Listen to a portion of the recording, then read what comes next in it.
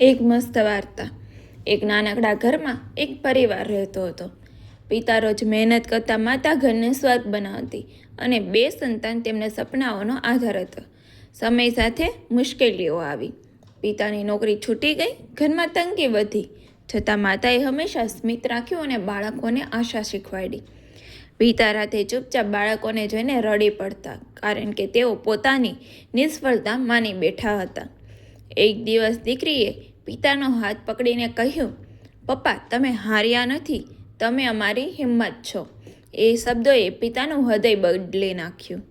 પિતાએ ફરી મહેનત શરૂ કરી, માતાએ સહારો આપ્યો અને બાળકોની શ્રદ્ધા હતી ધીમે ધીમે જીવન સુધરતું ગયું। આજે એ પરિવાર પાસે બધું જ છે, કારણ કે તેમને એકબીજાને ક્યારેય છોડ્યા નથી। સાચો સુખી પરિવાર પૈસાથી નહીં, પ્રેમ અને વિશ્વાસથી બને છે। તમારું શું કહેવું છે? કમેન્ટ કરજો। જય શ્રી કૃષ્ણ।